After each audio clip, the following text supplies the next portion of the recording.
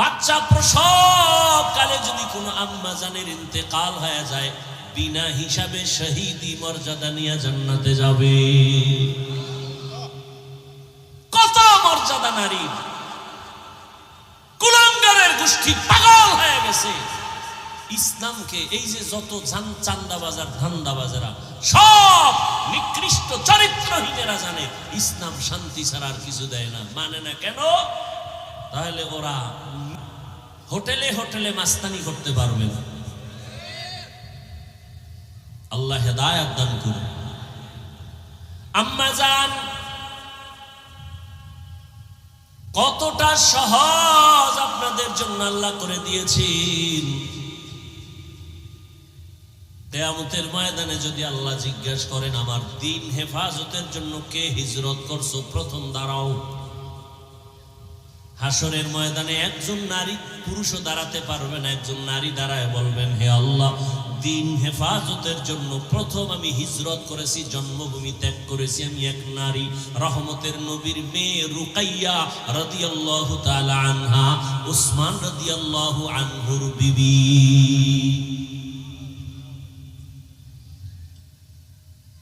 রহমতের নবীর আদর্শ। এরে আম্মা জান, এ দুনিয়াতে শুধু দ্বীনের লাইনে না, দুনিয়ার লাইনে যত ভালো ভালো সন্তান আছে মায়ের অবদানের কারণে। খাজা মঈনুদ্দিনের ঘটনা আমি প্রায় সময় বলি, আপনারা জানেন। খাজা মঈনুদ্দিন চিশতি রহমাতুল্লাহ আলাইহি মদিনাতুল মুনাওয়ারা থেকে আসছেন ভারতে কালেমার দাওয়াত দিতে। লক্ষ লক্ষ বিধর্মী খাজা মঈনুদ্দিনের হাতে কালেমা পড়ে মুসলমান হয়েছেন। মঈনুদ্দিনের দিলটা বড় খুশি। আম্মা জান বলেন, ও মঈনুদ্দিন এত আনন্দিত কেন? বলে লক্ষ লক্ষ বিধর্মী কালেমা পড়েছে, অনেক আনন্দ। মা কয় তোমার আনন্দ করার কিছুই নাই, সব আমি মায়ের অবদান। খাজা মঈনুদ্দিন চিশতি আজমিরি রহমাতুল্লাহ আলাইহি বলেন, আম্মা জান আপনার অবদান কি? মা চোখের পানি ছেড়ে বলে, ও বাবা মঈনুদ্দিন, তুই আমার গর্বে যখন আসছো আমি এক রাতও ঘুমাই নাই। আমি সেজদায় পড়ে আমি মালিকের দরবারে কান্না করে দোয়া করেছি, ও দয়ার মালিক, আমার গর্বের সন্তান তোমার ওলি হিসাবে দুনিয়ায় পাঠাইয়ে। এই আমার সন্তান মঈনুদ্দিন, তুই দুনিয়াতে আসার পর আমি মা তোকে যতদিন পর্যন্ত দুধ পান করাইছি, আল্লাহর জাতের কসম, একটা ফোঁটা দুধও আমি তোর মুখে বিনা ওযুতে দেই না। খাজা মঈনুদ্দিনের মা কান্না করে, বাবা এক ফোঁটা দুধও তোর মুখে বিনা ওযুতে দেই নাই। একটু চিন্তা করতে পারেন, এই মায়ের সন্তান জগৎ বিখ্যাত হবে না তো কে হবে?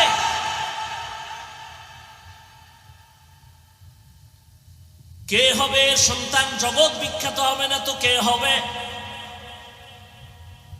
এরে আম্মা জান, এই জন্যই তো বাবার তুলনায় মায়ের আদর্শ আরো বেশি ভালো হতে হবে। কারণ একটা সন্তান বাবার থেকে মাকে ফলো করে বেশি, মায়ের কাছে সময় কাটায় বেশি। একটা সন্তান বাবার কাছে সময় বেশি কাটায় না মায়ের কাছে? আর মা যা করে তা ফলো করে। এজন্য দেখবেন যেই ঘরের মা নামাজি, আজান যখন হয় মা কাপড় টেনে দেয়। দেখছেন নি? যখন আজানের আওয়াজ পায় যত বড় উল্টা পাল্টা মহিলা হোক না কেন কাপড় টেনে দেয়। পাশে একটা বাচ্চা ও দেখে দেখে শিখতেছে। একদিন কাপড় টান দিছে, মা কয় গুনা গুনা টানিস না, গুনা। বাচ্চা তো গুনা বুঝে না। হঠাৎ একদিন আজান চলতেছে, মায়ের কাপড় উঠাইতে মনে নাই, বাচ্চা কাপড় টেনে দেয় এখন, আর মা উঠায় না। আম্মু গুনা গুনা গুনা, ঠিক নেই? আম্মা জান নামাজ পড়ে দেখবেন বাচ্চাটাও গুলো শিখে। মা আজান হওয়া মাত্র তো চলে গেলেন অজুখানায় অজু করার জন্য, দেখবেন বাচ্চাও চলে গেছে মায়ের কাছাকাছি। মা সুন্দর করে অজু বানাইলেন, বাচ্চাটাও মাকে দেখে দেখে অজু করতে গিয়ে আধা গোসল করে ফেলছে। মা যখন যায় নামাজ বিছাইয়া নামাজে দাঁড়ায় গেছে, বাচ্চাটাও মায়ের পাশে দাঁড়ায় গেছে। মা হাত বুকে বাইদা আলহামদু সূরা পড়তেছেন, বাচ্চাটাও বুকে হাত বাঁধছে। মা ঠোঁট নাড়ায় নাড়ায় তেলাওয়াত করেন। বাচ্চা তো বুঝে না মা কি পড়ে, মা তেলাওয়াত করেন, কিন্তু বাচ্চাটা না বুঝা শুধু ঠোঁট নাড়ায় ঠোঁট নাড়ায়। মা যখন রুকুর মধ্যে যায়, বাচ্চাটাও রুকুর মধ্যে যায়। মা যখন সেজদায় যায়, বাচ্চাটাও সেজদায় চলে যায়। মা কপালার নাক ঠেকাইয়া সেজদা করে, বাচ্চাটা গাল মাটিতে লাগায়, মাই চেহারার দিয়ে তাকায়, তাকায় দেখে মা ঠোঁট নাড়ায়, বাচ্চাটাও ঠোঁট নাড়ায়। আমার মালিকের কুদরতি অন্তরে মায়ার জোশ।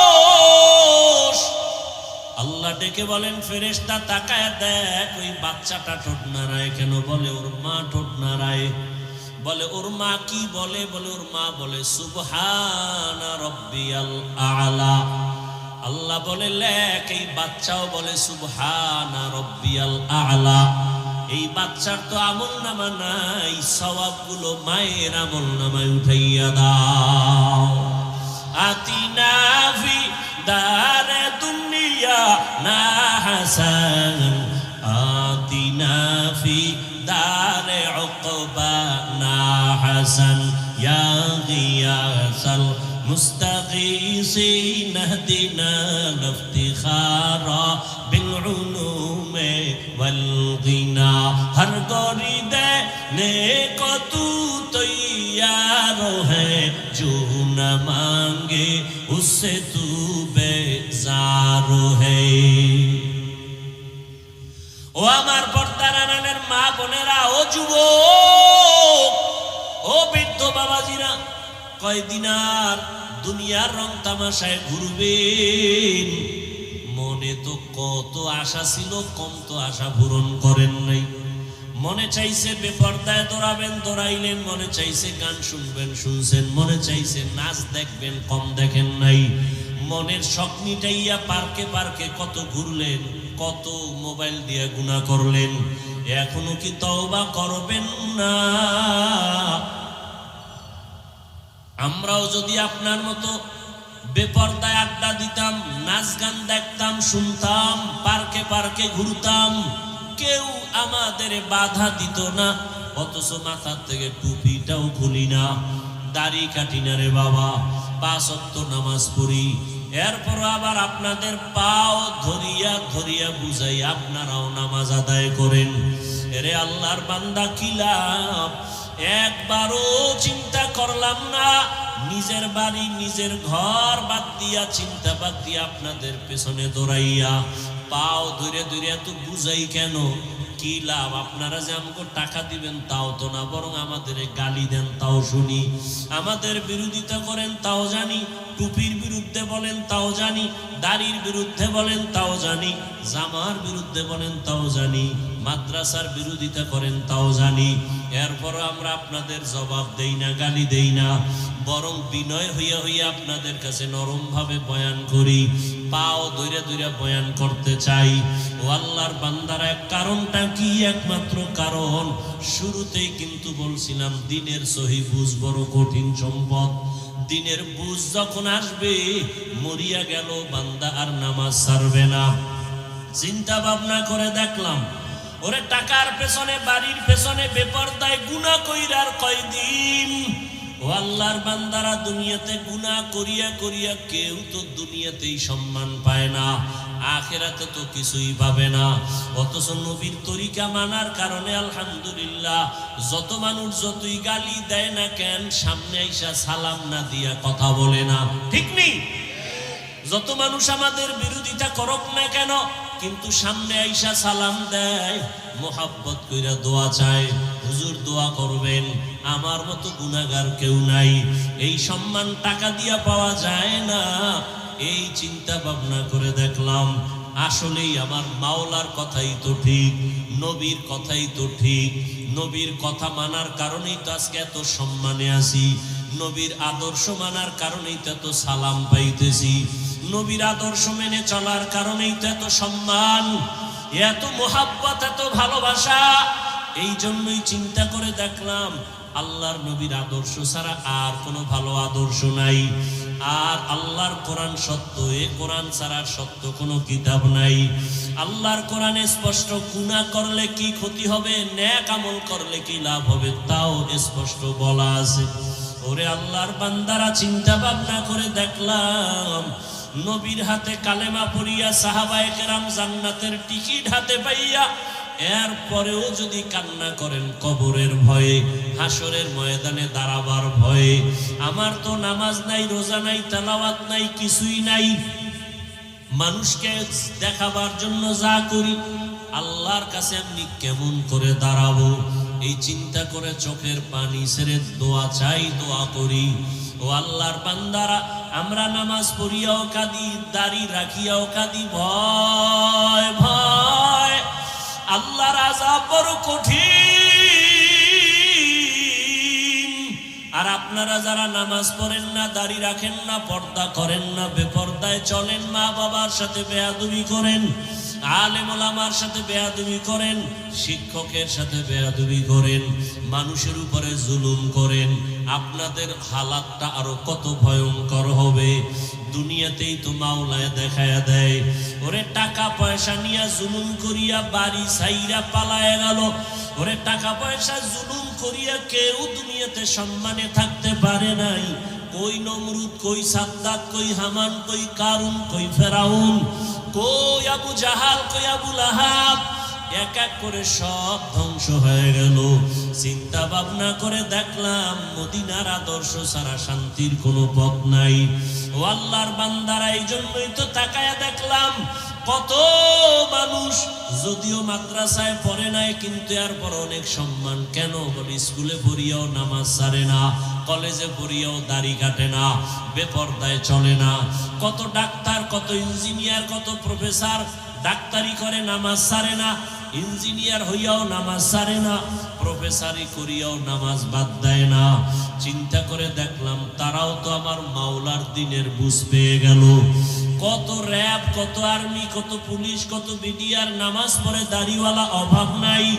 জেনারেল লাইনে থাকিয়াও কত মানুষ দিনের বুঝ পাইয়া নবীর আদর্শের আপন গলার মালা বানায় নিল। তাহলে আমি কেন পারবো না?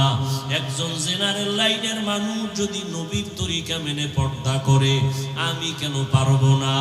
আমার এখনো তো তৈরি হওয়া খুবই জরুরি, প্রয়োজন। ও আল্লাহর বান্দারা, আল্লাহর কোরআন সত্য, গুনাহগারের আযাব হবে তাও সত্য। দুনিয়াতে সূর্যের গরম সহ্য করতে পারি না, বেতের বাড়ি সহ্য করা যায় না, মশার কামড় সহ্য করা যায় না। অতএব এখন থেকে তৈরি হয়ে যাও, গুনাহ নিয়ে যেন আজরাইলের হাতে ধরা না পড়ো। এরে আল্লাহর বান্দারা, দুনিয়াতে অনেক অন্যায়কারীরা অন্যায় করা অবস্থায় পুলিশের হাত থেকে বাঁচিয়া চলতে চায়। পুলিশ দেখলে ধরা পড়লে উপায় নাই। ওরে যারা গুনাহগার, আল্লাহর ভয় অন্তরে জমা করিয়া তওবা করো। কারণ গুনাহ অবস্থায় যদি আজরাইলের হাতে ধরা পড়ো, কই ছেলে, কই মেয়ে, কই বাড়ি গাড়ি কিছুই না, সাদা 3টা কাপড়ের প্যাকেট বানায় কবরে নিয়ে যাবে।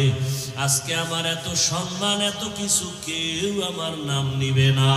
তবে মানুষের সাথে যদি ভালো ব্যবহার করি, জুলুম না করি, মানুষের সাথে ভালো আচরণ করে যাই, আল্লাহর হুকুম মতো চলে যাই, মানুষ তখন দোয়া করবে, স্মরণ করবে। আর যদি অন্যায় করি, জুলুম করি, স্মরণও করবে না, দোয়াও করবে না, আল্লাহ আমাকে আর ভালো রাখবেন না।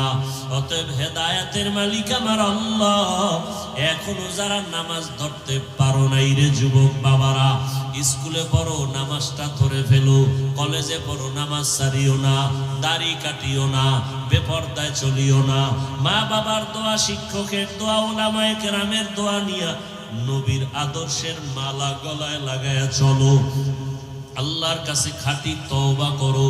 মরিয়া গেল আর দাড়ি কাটবা না, নামাজ ছাড়বা না, বেপর্দায় চলবা না, মা বাবার বরদোয়া নিবা না, শিক্ষকের সাথে বেয়াদবি করে বরদোয়া নিবা না, উলামায়ে কেরামের সাথে বেয়াদবি করে বরদোয়া নিবা না। তওবা করার মতো যদি অন্তর তৈরি হয়, খাঁটি তওবার নিয়তে দুটো হাত আল্লাহকে দেখায় দাও। আয় আল্লাহ, হাতগুলো কবুল করে নেন, তওবা কবুল করে নেন, তওবার উপরে মজবুত হইয়া চলার মতো তৌফিক দান করেন, আমিন। আলহামদুলিল্লাহি রাব্বিল আলামিন, والصلاة والسلام على سيد الأنبياء والمرسلين وعلى آله وأصحابه أجمعين يا أرحم الراحمين يا أرحم الراحمين يا أرحم الراحمين رب ارحمهما كما ربياني صغيرا اللهم إنك عفو كريم تحب العفو فاعف عنا اللهم إنا نسألك رضاك والجنة ونعوذ بك من سخطك والنار اللهم إنا نعوذ بك من البرص والجنون والجذام وسيء الأسقام وديار মালিক গুনাহের বোঝা নিয়ে আপনার দরওয়াজায় হাজির। এই ময়দানে তাকায় দেখেন কত আপনার মোহাব্বতের বান্দারা হাত তুলেছেন। ওলামায়ে কেরাম, মুরব্বী, হাজী সাহেব, কত ব্যবসায়ী, চাকরিজীবী, কত যুবক ছাত্র, পর্দার আড়ালে কত মা বোনেরা। আয় আল্লাহ, শয়তানের ধোকায় পড়ে গুনাহ করে ফেলেছি, আজকে তওবা করলাম, আর গুনাহ করব না রে আল্লাহ। আর নামাজ ছাড়বো না, দাড়ি কাটবো না, বেপরদায় চলবো না।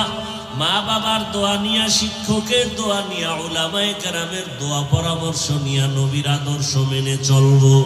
আমাদের তওবা কবুল করে নেন, জীবনের গুনাহগুলো মাফ করে দেন আল্লাহ।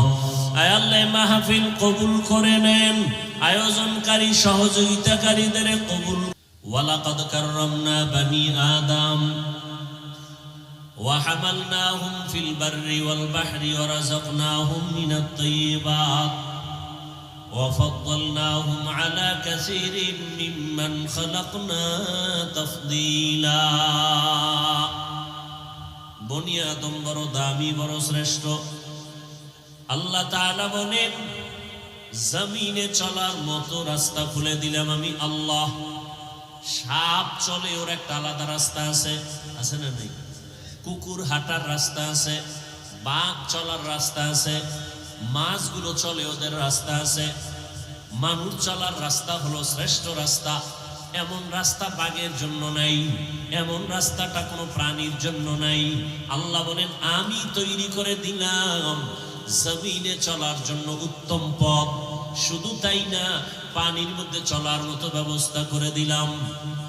পানির মধ্যে চলে মানুষ, লোহা পানির মধ্যে ফেললে ডুবে যায়। মানুষের মেধা খাটাইয়া ওই লোহা দিয়া আবার সুন্দর বড় বড় স্টিমার বানাইয়া ভাসমান হইয়া এক প্রান্ত থেকে ভিন্ন প্রান্তে যায় ব্যবসার জন্য। আল্লাহ কয়, বান্দা, তুই নিজে বানায় বাহাদুরি করিস না, তোকে বানানোর মতো মেধা দিয়েছি আমি আল্লাহ। এরপরে আল্লাহ বলেন, আমি আল্লাহ মানুষের জন্য জমিনে উত্তম খানার আয়োজন করেছি। আমি পিপিলিকার খানাও দেই, কুকুরের খানাও দেই, জঙ্গলের প্রাণীর খানাও দেই, নদীর মধ্যে হাজার হাজার মাছের খানাও আমি আল্লাহ দেই। উড়ন্ত পাখির খানাও কে দেন? জবান খুলেন, কে দেন? গর্তাওয়াকুল মিকুনি হার সুবহ শাম میرا ساند رزق تو ازلا مقام جزبہ حق چی زم خواعد انسو جا فضل اوعا مست در جملہ جہاں জঙ্গলের প্রাণীর রিজিক আল্লাহ দেন। নদীর মধ্যে হাজারো মাছের খানা কে দেন? জঙ্গলের প্রাণীরা কি সকাল 8টায় বাজারে আসে খাইতে? ওদের জায়গা মতো খানা আল্লাহ পৌঁছাইয়া দেন। কিতাবের মধ্যে আছে, একটা কাক যখন বাচ্চা দেয়, কাক চিনেন তো? কি গাম লাগায়? হ্যাঁ, কাউয়া, কাক কালো, কোকিল কালো, কালো মাথার কেশ, এর চেয়ে বেশি কালো মনের হিংসালেশ। নিম তিতা, নিন্দা তিতা, আরো তিতা খাওয়া, এর চেয়ে বেশি তিতা 203-এর ঘর। চাকা গোল, পয়সা গোল, গোলালু গোল, এর চেয়ে বেশি গোল মনের গন্ডগোল। বাংলাদেশে এই পরিমাণ গন্ডগোলের কারণে হুজুরেরাও এক জায়গায় হইতে পারে না, পারবে কিনা জানাও নাই। তবে রেডি থাকেন, মাইক কপালে আরো আছে, রেডি থাকেন। বহু ফিডে আছে কপালে, কি পরিমাণ ফিড আছে কপালে আছে, কোনো সীমানা নেই। আর যদি ইমান টিমান বাদ দিয়ে চলেন, মানে দাবি করবেন মুসলমান, দাড়ি রাখবেন না, দাবি করবেন মুসলমান, সুদ খাইবেন, দাবি করবেন মুসলমান, পর্দা করবেন না, আপনার কোনো টেনশন নেই। আপনি দুনিয়ায় বাদশা, কিয়ামতে বিনা হিসাবে যান না কি? আর যদি কর না মুসলমান দাবি করলে চাপাবাজি না, দাড়ি রাইখা মুসলমান দাবি করুন, টুপি ওয়ালা মুসলমান হব, আল্লাহকে ধোকা দিব না, তাহলে রেডি থাকেন পিডা খাওয়ার জন্য। আল্লাহ, দুনিয়ার অবস্থা বড় খারাপ। করোনা দিয়েই এ পৃথিবীটাকে মাজা ভেঙ্গে দিয়ে গেছে এক করোনা, আর সোজা হবে না, আর জীবনে সোজা হবে না।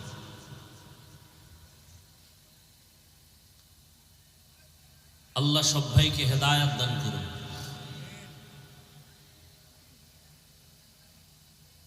আপনারা তো মনে করেন স্বাধীন স্বাধীন স্বাধীন, না? কিসের স্বাধীন? স্বাধীনের ব্যাখ্যা কি? হুজুর বয়ান করবে, তার বয়ানে বাধা দিবে, এই স্বাধীন?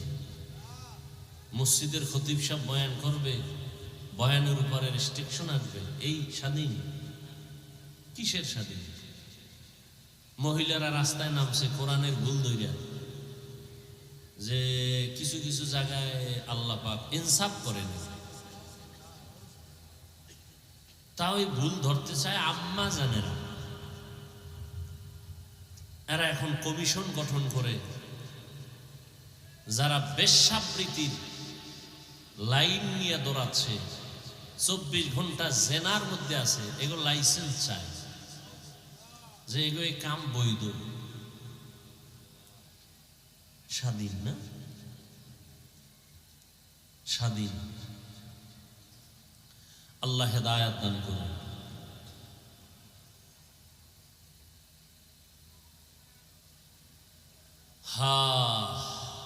আর আমাদের ওলামায়ে কেরাম যাও এক হবে, এই ফেসবুকের গোলামদের কারণে অনেকটাই কাছে আসাও আসতে পারে না।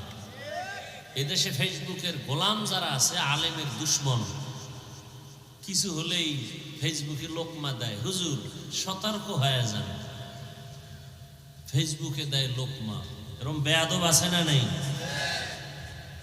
এই বেয়াদবদের কারণে ওলামায়ে কেরাম কাছে আইসাও আসতে পারে না। আল্লাহ হেদায়েত দান করুন। সারা বাংলাদেশে বলি, আলেমদের বিরুদ্ধে যারা লেখালেখি করে, এরা মা বাবার অভিশপ্ত সন্তান, একটাও মা বাবার ভালো সন্তান না।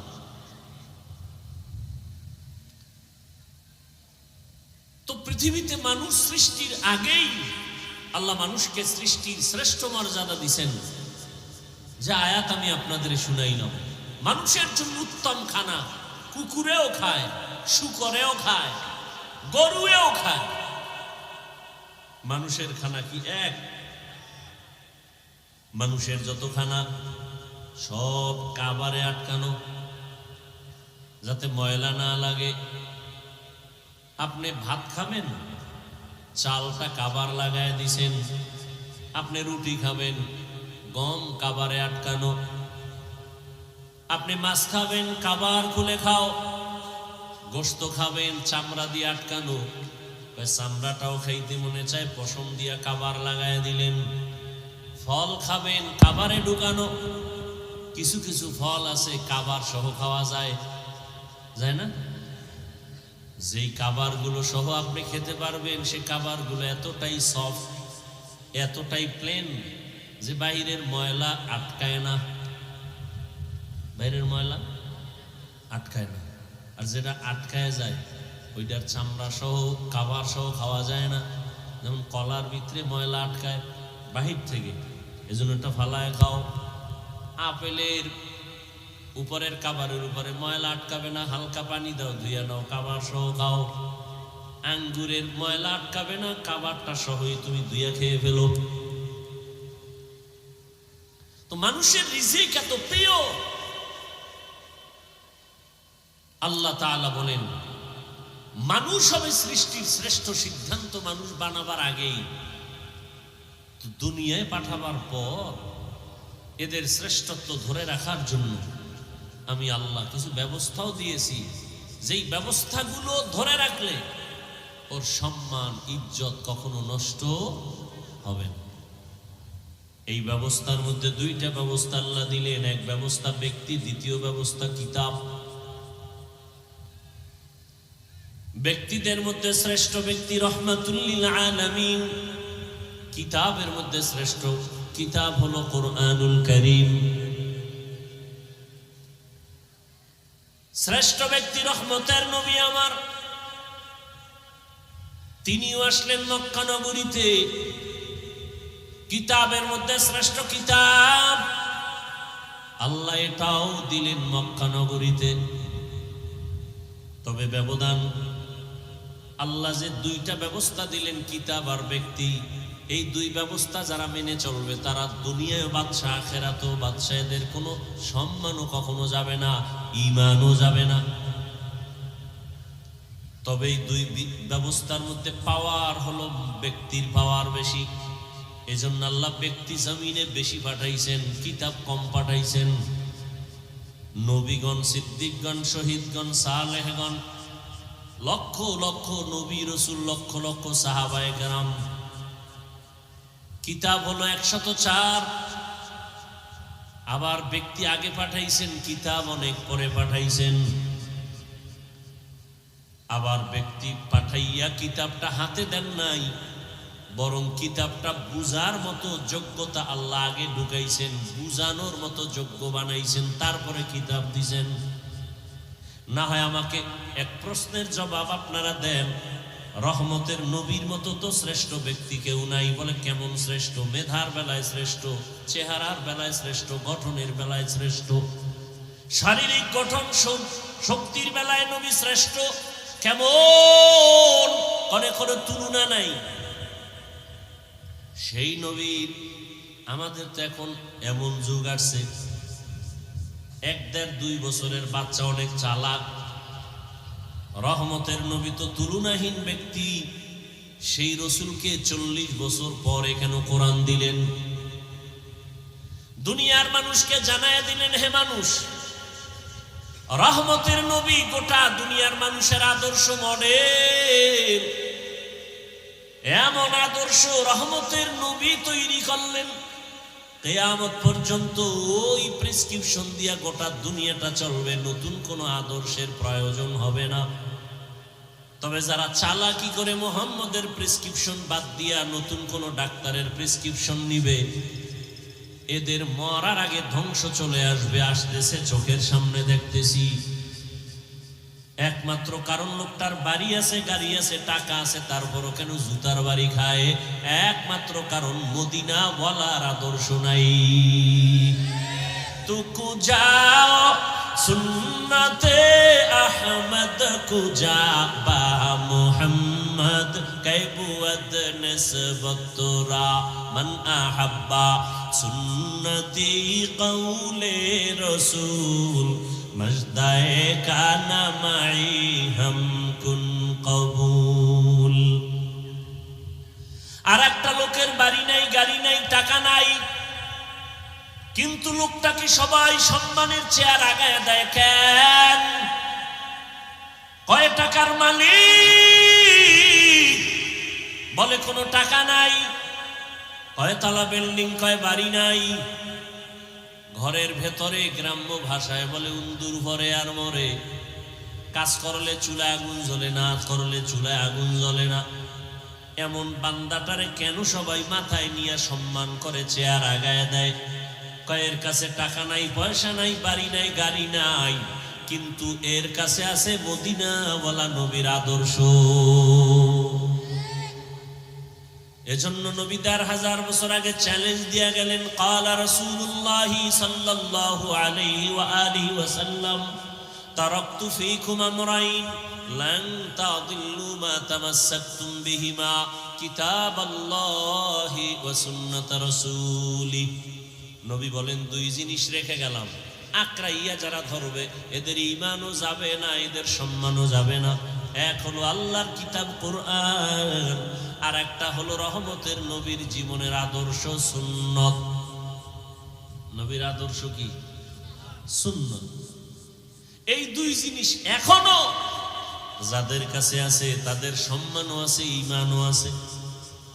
এই দুই জিনিস যার কাছে যতটুকু নাই তার কাছে ততটুকু সম্মান নাই, ঈমানও নাই।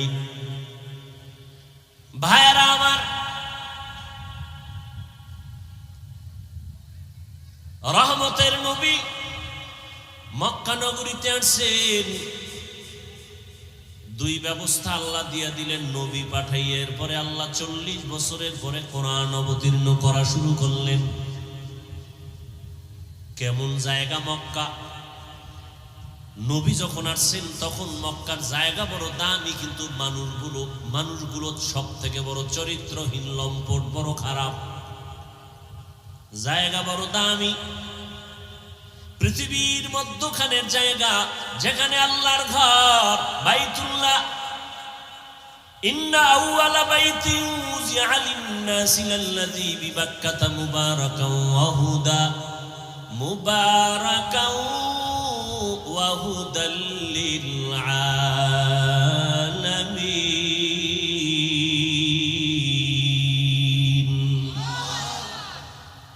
এমন একটা ঘর আল্লাহ বানাইলেন, পৃথিবী নামক গ্রহ আল্লাহ বানাইয়া প্রথম ঘর, এমন একটা ঘর আল্লাহ বানাইলেন যে ঘর হেদায়েতের ঘর, ইবাদতের ঘর, যেই ঘরের দিকে তাকাইলে সওয়াব, যেই ঘর শুধু দেখবে তাকায়া বাইতুল্লাহ সওয়াব, যেই ঘরের আঙ্গিনার মধ্যে বসে একবার যদি বলে আল্লাহ, ১,০০,০০০ বার আল্লাহ বলার সওয়াব, যেই বাইতুল্লাহর এরিয়ার মধ্যে বসে যদি একবার কেউ বলে লাব্বাইক, ১,০০,০০০ বার লাব্বাইক বলার সওয়াব, যেই এরিয়ার মধ্যে একটা সেজদা দিলে ১,০০,০০০ সেজদার সওয়াব। এমন একটা ঘরের পাশের মানুষগুলো চরিত্রহীন, চরন্ত খারাপ। কতটা খারাপ ভাষা নাই বলার, লজ্জার কারণ। এত খারাপ, নারী আর পুরুষ উলঙ্গ হইয়া একত্রে বাইতুল্লাহর দেওয়ালটাকে তাওয়াফ করে। কতটা খারাপ! অথচ মসজিদ দেখলে কোন হিন্দু মহিলাও যদি মসজিদের কিনারা দিয়া হেঁটে যায়, মাথার কাপড় টেনে দেয়, মসজিদ সম্মান করে। ওরা কত খারাপ যে বাইতুল্লাহর সামনের দেওয়ালটারে পুরা তাওয়াফ করে নারী পুরুষ একসাথে, আবার সব উলঙ্গ। কেন? এর কেনরও জবাব আছে। কেন করে? বলে ওরা অন্যায় করে, কাপড় না পাক, পোশাক না পাক, বাইতুল্লাহ পাক, এই জন্য নাপাক কাপড় নিয়ে বাইতুল্লাহর কাছে যায় না, সম্মান করে। আমগো দেশে কয় অতিভক্ত, এর নাম চোর। অতিভক্তের নাম চোর। ভাইরা আমার, শুধু তাই না, এরা কোনো পশু জবাই করলে রক্তগুলো বাইতুল্লাহর দেওয়ালে মেখে দেয়, মনে করে এটা বরকত। তাহলে আমার জবাইটা কমপ্লিট, কবুল হয়ে গেছে। আল্লাহ আয়াত নাজিল করে বলেন, নবী জানায় দেন, লা ইয়ানালাল্লাহা লুহুমুহা ওয়ালা দিমাউহা ওয়ালাকিন ইয়ানালুহুত তাকওয়া মিনকুম। এই পাপিষ্টরা, তোদের রক্ত আর গোশত আমার কাছে দাম নাই, আমার কাছে একমাত্র দাম হলো তোর অন্তরের তাকওয়া, ভয়। কোরবানিটা দাও গোশত বেশি খাওয়ার জন্য নাকি আল্লাহকে খুশি করার জন্য? এটাই তোর কোরবানির মূল। কত বড় গরু কোরবানি দিলা, কত কেজি গোশত হলো, আমি আল্লাহ এটা দেখি না, আমি দেখি তোমার অন্তরের মধ্যে আমি আল্লাহর ভয় আছে কিনা। हर के दारत खौफे हकदार दिल मदम जन्नतुल मक़वा देहत उरा मकाम। মক্কার মানুষ আর কত খারাপ, বলে ওরা নারীদের পছন্দ করে না। বিধবা নারী সমাজের বাইরে। আম্মা জানেরা মাসে যখন অসুস্থ হয় বিছানা আলাদা করে দেয়, ঘৃণা করে। কন্যা পছন্দ করে না। ছেলে হলে বাবা খুশি, বড় ঈদের আনন্দ করে। মেয়ে হলে বাবা দরজা লাগায়া ঘরের মধ্যে থাকে, বাইরে যায় না, লজ্জা। কন্যা হইছে এই ভয়, এই লজ্জা। রহমতের নবী আসছেন, এত খারাপ জায়গায় রহমতের নবীরে আল্লাহ পাঠাইলেন কেন? যেই জায়গার মানুষ এত খারাপ, ওই জায়গার মধ্যে এত দামি রহমতের নবীকে কেন পাঠাইলেন? বলে যত বড় রোগী তত বড় ডাক্তার, ঠিক নেই? ইমামুল আউয়ালিন আল আখিরিন বহরে সদকা রহমাতাল লিল আলামিন সাইয়্যিদুল কাউনাইন খাতমুল মুরসালিন আখির আমদ বুদে ফখরুল আউয়ালিন শুদ ওজুদাস রহমাতাল লিল আলামিন মসজিদে উশুদ হামারা ये जमीन। রোগী যত বড় ডাক্তারও তত বড়। রহমতের নবী কেমন ডাক্তার? বলে শ্রেষ্ঠ ডাক্তার। শ্রেষ্ঠ ডাক্তার কাকে বলে? কয় যেই ডাক্তারের ঔষধ দেওয়ার পরে আর কোনো ডাক্তারের প্রয়োজন হয় না। রহমতের নবী এমন এক ডাক্তার, নবী আইসা এমন ঔষধ দিলেন যে ঔষধ সেবন করলে মানুষ দুনিয়াতেও লাভবান, আখিরাতেও লাভবান। অন্য কোনো ডাক্তারের ঔষধ নেওয়ার প্রয়োজন হবে না। কিন্তু এই জমিনের মধ্যে রহমতের নবীর ঔষধ বাদ দিয়া যারা আব্রাহাম লিঙ্কনের ঔষধ গণতন্ত্রে কলিজায় ঢুকাইছে, ওরা জায়গায় জায়গায় জুতার বাড়ি খাইতেছে। আসতে বলেন কেন? আব্রাহাম লিঙ্কনের আদর্শ গণতন্ত্র, রহমতের নবীরটা বাদ দিয়া নিচে কপাল পুড়ে গেছে। লেনিনের আদর্শ নিচে, নবীরটা বাদ দিয়া কপাল পুড়ে গেছে। কালমার্সের আদর্শ নিয়ে নবীরটা বাদ দিছে, কপাল পুড়ে গেছে। জমিনের মধ্যে নবীর আদর্শ বাদ দিয়া ভিন্ন কোন আদর্শ যারা গ্রহণ করেছে, এরা মরার আগেই মরে গেছে। এদের ইজ্জত সম্মান সব নষ্ট হয়ে গেছে। আল্লাহর জাতের কসম, এ জমিনে একমাত্র রহমতের নবীর আদর্শ ছাড়া আর সুন্দর ভালো আদর্শ কারো মধ্যে নাই। রহমতের নবীর আদর্শ কত সুন্দর! এক পশুর সামনে অন্য পশু জবাই করবা না, কষ্ট পাবে। তাহলে একটা পশুর কষ্ট রহমতের নবী বরদাস্ত করতে পারেন না। সে জায়গায় মানুষ হইয়া মানুষের কষ্ট দিলে এটা কেমনে বরদাস্ত হবে? কিন্তু কপাল বড় খারাপ, এমন যুগে জমিনে জন্ম নিলাম, এমন সমাজে যে একটা কুকুর মারলে মানুষ কষ্ট পায়, কিন্তু মানুষ জবাই দিলে কষ্ট পায় না। কপাল বড় খারাপ। রহমতের নবীর আদর্শ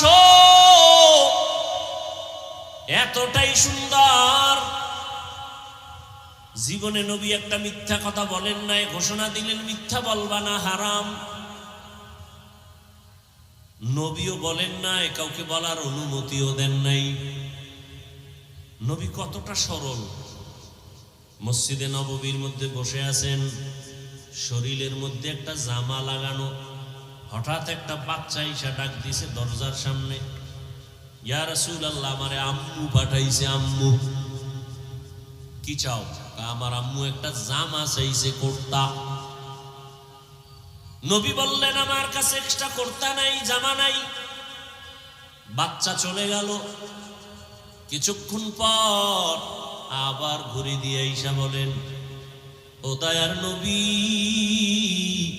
আপনার শরীরের মধ্যে যেই জামাটা আছে আমার আম্মু সেই জামাটাই চেয়েছেন।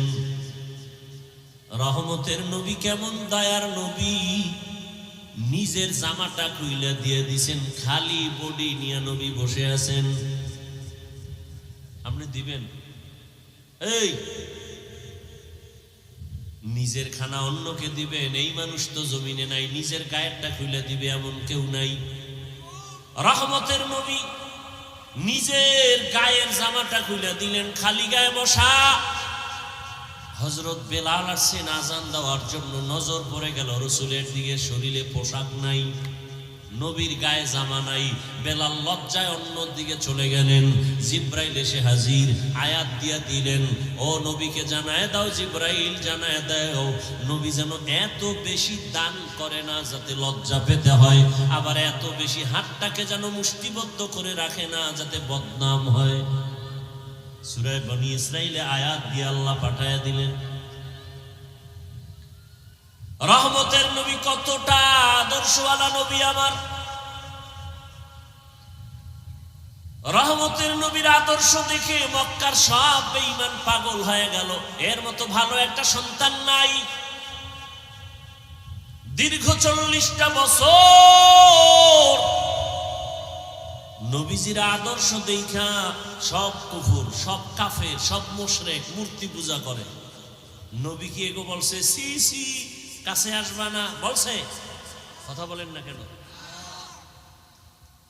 আপনি কি করেন? আপনি তো মুশরিক তো দূরের কথা, কাফের তো পরে, খালি মাঝে মাঝে নামাজ ছাড়ে, এর দিকে আপনি কেন দূর দূর দূর, তুই বেনামাজি আসবি না কাছে। আমনের নামাজ কবুল হইছে গ্যারান্টি কি? এত মাস্তানি ভাব কেন? রহমতের নবী মুশরিকের বুকে লাগায়, কাফেরের নবী আলিঙ্গন করেন, আর তুমি মুমিন মুসলমান হইয়া আর এক মুসলমানের সালাম পর্যন্ত দাও না। স্বার্থে আঘাত লাগছে, সালাম দেয় না, আছে না নাই?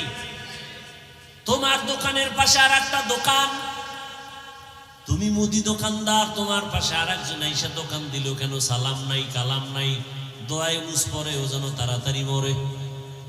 ঠিক নি?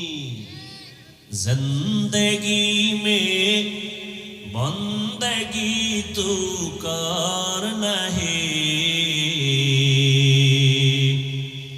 জিন্দেগি মে বন্দেগি তু করনা হে,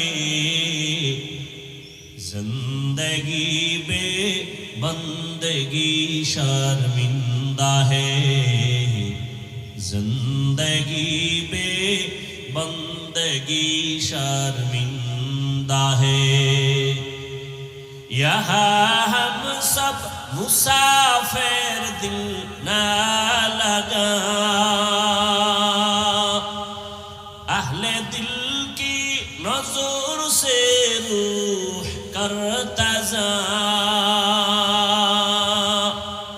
शाह दौलत सब फकीर गर नेक ने है, शाह दौलत सब फकीर गर नेक ने है, जिंदगी में बंदगी तू करना है, जिंदगी बे बंदगी शर्मिंदा है, जिंदगी बे बंदगी शर्मिंदा है।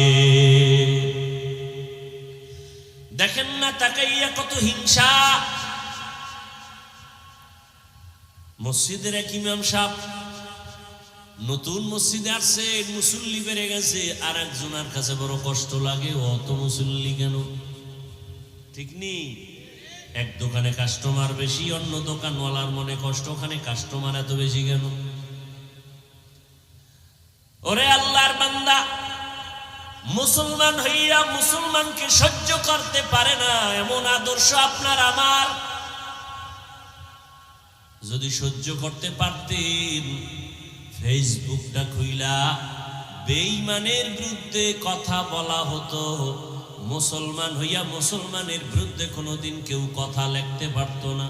কিন্তু কপাল কত খারাপ এই জাতির, শুধু মুসলমানের বিরুদ্ধেই লেখে না, এই জাতি যাদেরকে দেখা জান্নাতের পথ পাবে ওই ওলামায়ে কেরামদের নাম নিয়ে নিয়ে ফেসবুকে লেখা এমন কিছু কুলাঙ্গার বেয়াদবেরা তারা সতর্কবাণী দেয়, হুজুর আপনি সতর্ক হইয়া যান, আমার লেখা এজন্যই দিলাম, সতর্ক করলাম।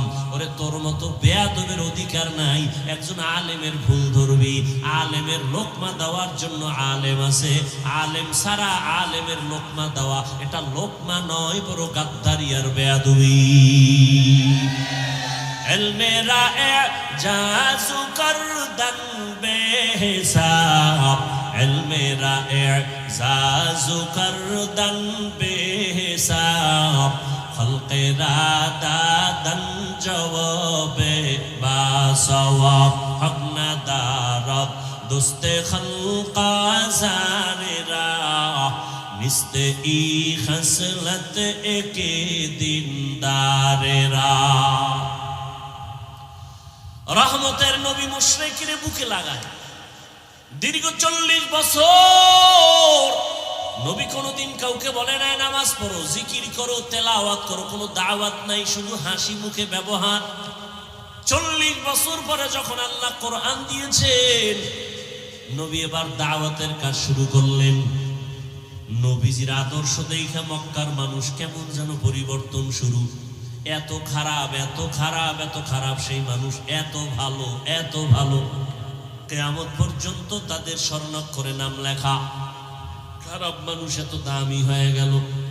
আল্লাহ পাক জিব্রাইলের দিয়া লিস্টি পাঠায় দিয়া কয় নবীরে জানাও, এই লিস্টিতে যাদের নাম আছে ওই সমস্ত নবীর ছাত্র সাহাবা, এরা বিনা হিসাবে জান্নাতি। এত বড় খারাপ মানুষগুলো জান্নাতের টিকিট পাইলেন, নবী এদেরকে এত ভালো বানায় ফেললেন কি বেতের বাড়ি দিয়া, গালি দিয়া। নবীর ব্যবহার কত সুন্দর, নবীর আদর্শ কত সুন্দর, সেই আদর্শ লালন করলেন সাহাবায়ে কেরাম, তাদের আদর্শ কতই না সুন্দর। রহম দিলওয়ালা নবী আমার, সারা দুনিয়ার মধ্যে অদ্বিতীয় আমার নবী। সেই নবীর যৌবনের বয়স 25 বছর, কিন্তু ওই সময় নবীর তো পৃথিবীর এক শ্রেষ্ঠ রমণী দরকার, সুন্দরী রূপসী এক মেয়ে দরকার, কুমারী। কিন্তু আল্লাহ পাক মক্কার মানুষের সব চরিত্র ঠিক করার জন্য নবীরে পাঠাইয়া দেখাইলেন। নবী ওই বয়সে একজন মেয়েকে বিয়ে করলেন, এক নারী, তাও 2 জন স্বামী বিদায়ের পরে। রহমতের নবী, 2 সন্তানের মা, জননী। ওদিকে আবার বয়সেরও কোনো মিল নাই। রহমতের নবীর বয়স 25, আম্মা জানের বয়স কত? এতটা দেখার পরও যে বেঈমান, যে পশু, যে কুলাঙ্গারের বাচ্চারা বলে মুহাম্মদ যৌবনের তাড়নায় পরে অনেক বিয়া করেছে, ওরে পিটাইয়া এরপরে ওকে কুকুরের নাস্তা বানাইলো, এর ঝাল শোধ হয় না। তুকু যাও সুন্নতে আহমদ কুজা, মা মুহাম্মদ কে বুয়দ নিসবত তোরা। 40 বছরের রমণী, রহমতের নবীর বয়স 25। ও পর্দার আড়ালের শিক্ষিতা আম্মা জানেরা, আজ আপনার মতো কত মা ঢাকার শহরে স্লোগান দেয় ইসলাম নাকি নারীর অধিকার দেয় নাই, সম্মান দেয় নাই। আবার এদের সাথে কিছু নাস্তিক কুলাঙ্গার চরিত্রহীনেরাও তাল মিলায়। আল্লাহর জাতের কসম, হিন্দুদের ধর্মের কিতাব খুলো, নারীর উপরে জুলুম। ইহুদি ধর্মের কিতাব খুলো, নারীর উপরে জুলুম। খ্রিস্টান ধর্মের কিতাব খুলো, নারীর উপরে জুলুম। একমাত্র নারীর ইনসাফ আর এহসান করেছে, তার নাম হলো ইসলাম। ইসলাম ছাড়া নারীর অধিকার কেউ দেয় না। এরে আম্মা জানেরা, এটা বুঝার মতো মেধা কই? রহমতের নবী বুঝাই দিলেন আমি এত বড় পাওয়ারওয়ালা মুহাম্মদ, আমার শারীরিক শক্তি অতুলনীয়, জৈবিক শক্তি অতুলনীয়, মানবিক শক্তি অতুলনীয়। আবার 25 বছর বয়সে আমি 40 বছরের এক রমণীকে বিবাহ করেছি, তাও আবার 2 স্বামী বিদায় হলে 3য় স্বামী আমি, তাও আবার নিঃসন্তান না, 2 সন্তানের জননী। আবার তার গর্ভ থেকে আল্লাহ আমাকে 4টা কন্যা দান করেছেন। খাদিজাতুল কুবরার গর্ভ থেকে 4 কন্যা। নবী বলেন আমার একটা ছেলেও নাই, আমি 4 কন্যার বাবা। রহমতের নবী বলেন ও দুনিয়ার বেঈমান মক্কার মুশরিক, তোরা কন্যা পছন্দ করো না, কন্যা হলে বাবা কষ্ট পায়, বউরে গালি দেয়। 1500 বছর পরেও এমন কিছু কুলাঙ্গার আমগো সমাজে এখনো আছে, ছেলে হলে খুশি হয়, মেয়ে হলে কষ্ট পায়। কথা বলেন না কেন? নাই, বউরে গালি দেয়। সব মাইয়া কেন? বউ দিছে, দোষ বউয়ের। যদি তুমি দোষ খুঁজতে চাও তো দোষ তো তোমার, এখানে তো বউয়ের দোষ না, দোষ তো তোমার। তোমার রেখে দেওয়া আমানত স্ত্রী বহন করে, তাকে পুরস্কার দাও। আল্লাহ কয় কারো দোষ না, সব কুদরত কার। লিল্লাহি মুলকুস সামাওয়াতি ওয়াল আরদ ইয়াহাবু লিমান ইয়াশাউ ইনাসাও ওয়া ইয়াহাবু লিমান ইয়াশাউ যুকুর আও ইউযাউবিজুহুম ذكرانا وإناثا ويجعل من يشاء عقيما إنه عليم قدير।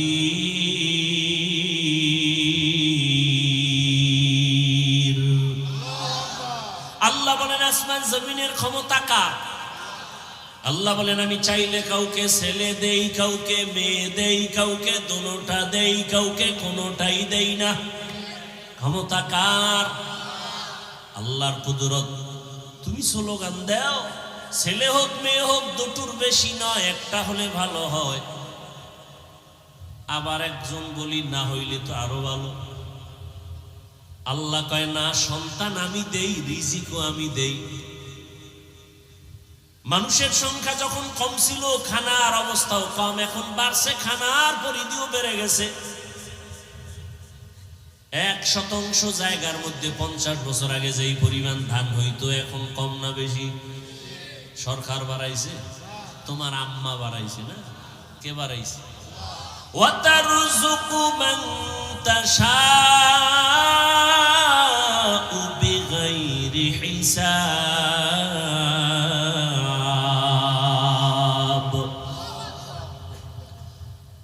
আগে 10টা পেয়ারা খাইলো টের পাওয়া যায় না, এখন এত বড় বড় পেয়ারা একজন একটা খেতে পারি না। কে বানাইছেন? এত হাজার হাজার মাছের খানা যিনি দিতে পারেন, হাজার হাজার প্রাণীর খানা যদি জঙ্গলে দিতে পারেন, সেই মালিক মানুষ তোমারে কেন দিতে পারবে না? এত অন্তর কেন তোমার দুর্বল? রহমতের নবী বলেন এই খাদিজার গর্ভ থেকে আমার কয়টা কন্যা?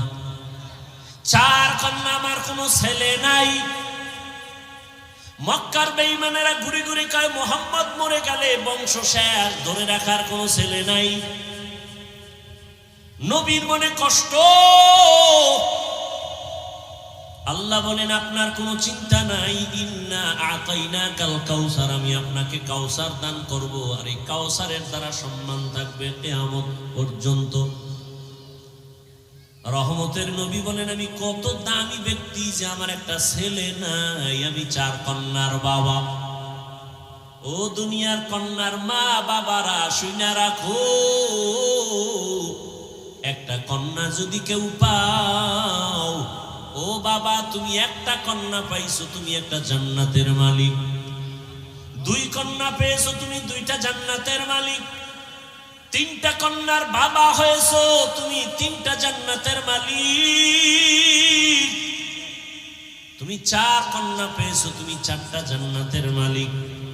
মক্কার মানুষ কত খারাপ, কন্যাকে শুধু অপছন্দ করে তাই না, বাবা হইয়া কন্যাকে জ্যান্ত চাপা দিয়া, পাথর চাপা দিয়া মেরে ফেলে। এতটা খারাপ মানুষ, সেখান থেকে ভালো মানুষে পরিণত করলেন রহমতের নবীর আদর্শ।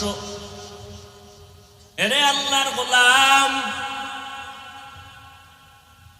হাসুরের ময়দান এত কঠিন, ওই সময় যদি আমার আল্লাহ জিজ্ঞাসা করেন, হাজারো কোটি কোটি কোটি কোটি মানুষের ভেতরে আমি আজ একজন মানুষ চাই যে সবার সামনে পুরস্কার দিব, কোন মানুষ? বলে যেই মানুষটা প্রথম আমার হাবিবের হাতে কালেমা পড়েছো, দাঁড়াও।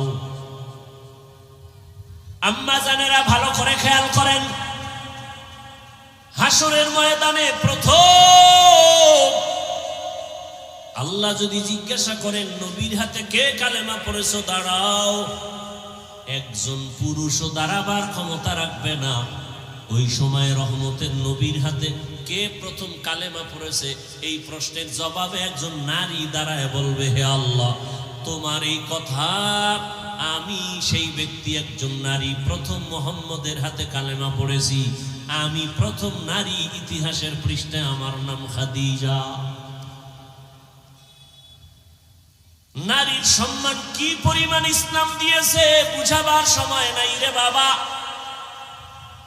কিন্তু আজকে যারা বলে নারীর সম্মান দেয় না, ওরা কি চায়? ওরা চায় নারীদের বেপরদায় নামাইয়া ভোগের সামগ্রী বানাবে, জেনা বেবিচার কইরা পুরা দেশটাকে বেশ্যাপাড়া বানাতে চায়। ওরা লম্পট, ওরা নারীর দুশ্মন, ওরা মানবতার দুশ্মন, ওরা স্বাধীনতার দুশ্মন, ওরা রসুলের দুশ্মন, ওরা ইসলামের দুশ্মন। ওদের মতো লম্পট চরিত্রহীন জমিনে আর কেউ নাই, ওরা তাসলিমার ফুটানো বাচ্চা।